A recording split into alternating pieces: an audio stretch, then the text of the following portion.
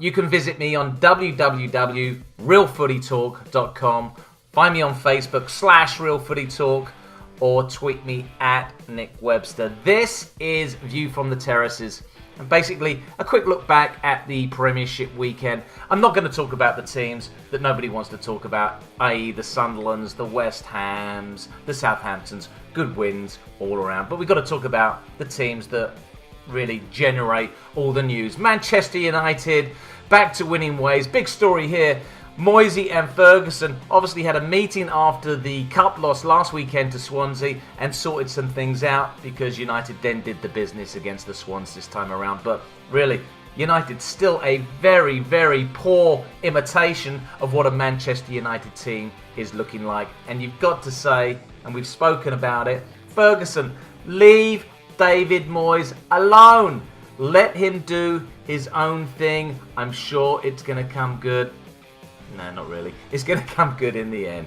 Chelsea, they are back to grinding, aren't they? Jose Mourinho, a real special manager if ever there was one. No flair, no adventurism, but let's go and get 3 points every single time. And the interesting thing here, Eden Hazard, who Mourinho was slagging off nobody's business last month, saying, he wasn't worth 2 bob, is now the most valuable player in all of football. You've got to give it to Mourinho. He is the master of man management. What a psychologist. And to be fair, Eden Hazard, he is playing lights out right now. So Chelsea, they keep winning, moving up the table, not winning any friends. And I wonder how long Roman Abramovich, who supposedly hired Mourinho to play the sexy football that Ruud Gullit coined at Stamford Bridge, how long is he going to put up with this? So Saturday, all a bit of a ho-hum if you ask me, but Sunday, oh my goodness me, what a turnaround. Manchester City and Newcastle playing an absolute ding-donger, and the big story was Tiote's goal disallowed for offside. An absolute screamer. Joe Hart and his wildest dreams wouldn't have got anywhere near it. Pardew's gone absolutely bonkers at the match referee, Mr. Mike Jones. But you know what? Have a look at Gouffran. As the ball's cleared by City, Gouffran is just, he's just hanging around. So if he pushes out like any good player would do, the goal's going to stand. Yes, Joe Hart wouldn't have got there. We've already established that.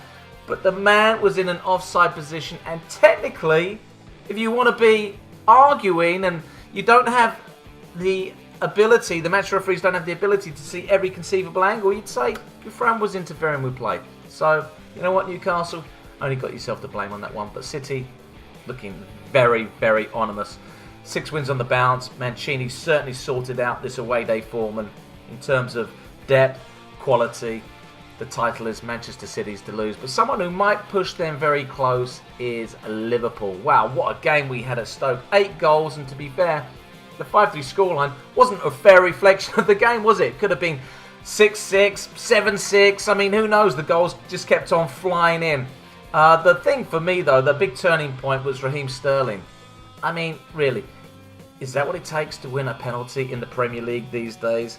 Anthony Taylor as absolutely being sold down the river by Sterling.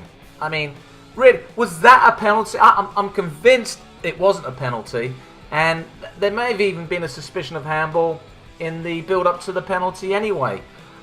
Sterling aside, though, Luis Suarez, best player in the world, absolutely magnificent.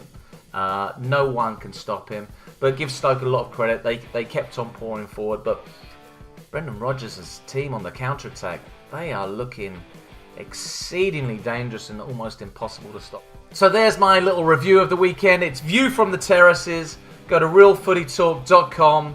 Find me on Twitter at Nick Webster, and also on Facebook /RealFootyTalk. I'll catch up with you during the week.